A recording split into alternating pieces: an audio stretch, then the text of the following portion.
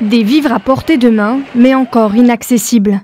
Dans la ville de Cúcuta, en Colombie, près de la frontière avec le Venezuela, une poignée de Vénézuéliens s'agglutinent et espèrent bien faire rentrer l'aide humanitaire.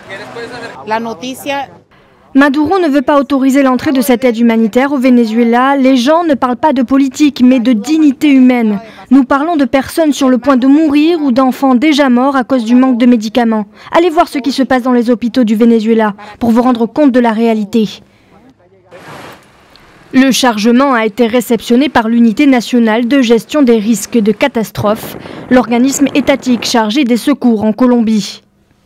Le gouvernement de Nicolás Maduro, désavoué par les États-Unis, a averti qu'il ne la laisserait pas entrer, la considérant comme un cheval de Troie en vue d'une intervention militaire américaine.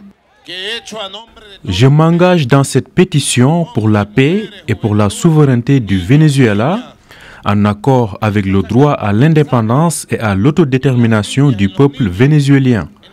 Je m'engage à exclure l'impérialisme. Notre pays doit être respecté. Voici la pétition que j'ai écrite pour vous, hommes, femmes et enfants. J'ai écrit cette pétition en pensant à ces enfants et au futur de notre pays.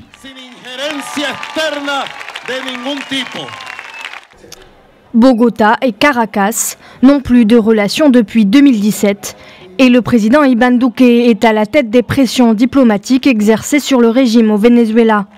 De leur côté, les États-Unis vont priver de visa américain les membres de l'Assemblée constituante illégitime, selon eux, mise en place par Nicolás Maduro, qui remplace en pratique le Parlement depuis 2017.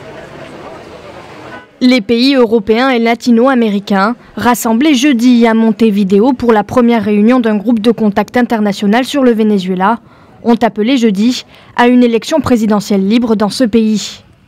Juan Guaidó, autoproclamé président par intérim, a lui appelé les militaires à permettre le passage de l'aide humanitaire, constituée d'aliments non périssables, de médicaments et de produits d'hygiène.